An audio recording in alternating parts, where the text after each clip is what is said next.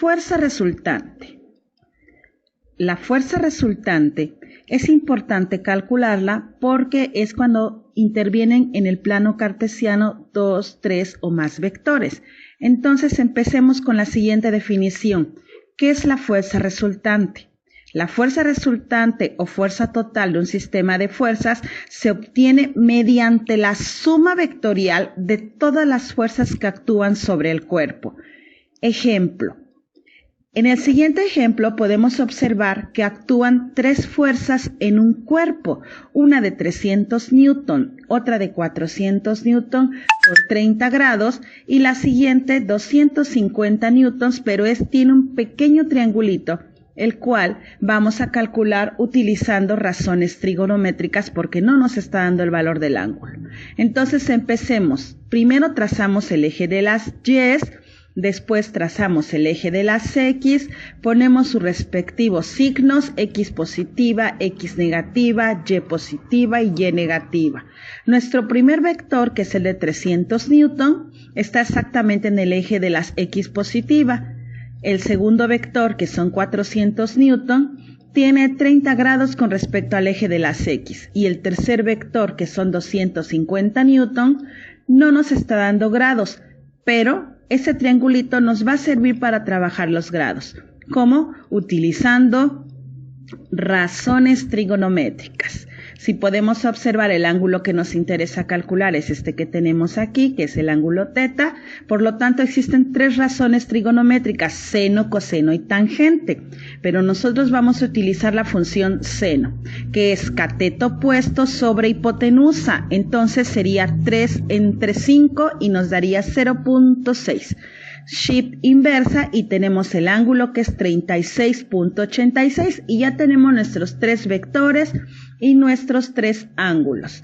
Ahora, una vez que tenemos eso, tenemos la especie de tablita para poder hacer sumatoria de fuerzas en X, sumatoria de fuerzas en Y. Primer vector, 300 coseno de 0, 300 seno de 0.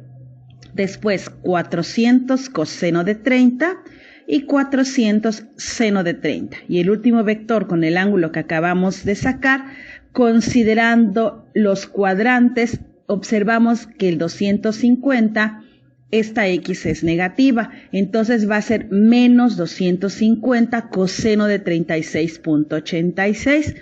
Y en el otro sería 250 seno de 36.86. Ese sí es positivo. Hacemos nuestros primeros cálculos. 300 coseno de 0 nos va a dar a 300, 400 coseno de 30 nos da 346.41 y por último, menos 250 coseno de 36.86 nos da 200.02 newtons. Haciendo nuestra sumatoria respetando los signos es 446.38 newton fuerzas en X. Ahora calculamos fuerzas en Y.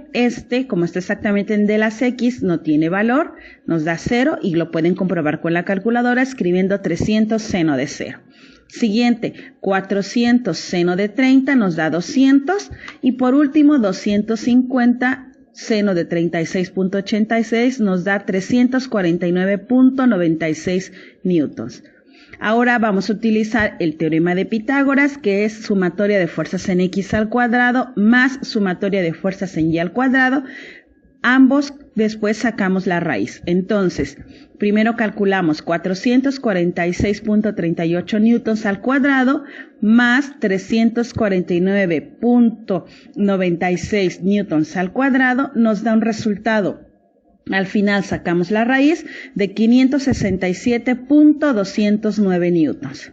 Una vez que tenemos eso, vamos a calcular la dirección, que no es otra cosa más que el ángulo, utilizando la función tangente, que dice que es sumatoria de fuerzas en Y entre sumatoria de fuerzas en X.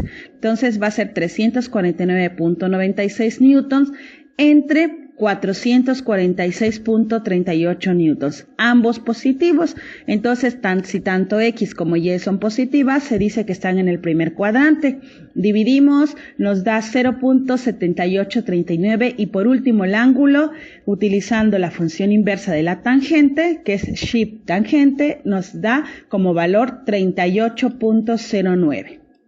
Entonces, una vez teniendo eso, van a comprobar la siguiente solución del problema presentado. Kilonewtons es como si fueran por 1000, acuérdense que también utilizamos los prefijos, lo pueden dejar en kilonewtons y el resultado aquí, hay un pequeño error, son kilonewtons. Entonces, acá observemos que es el triangulito que trabajamos la vez pasada utilizando la razón trigonométrica. Entonces, son 3 vectores. Chequen que tienen que sacar sus ángulos. Una vez sacando sus ángulos, les recomiendo que empiecen con su diagrama de vectores.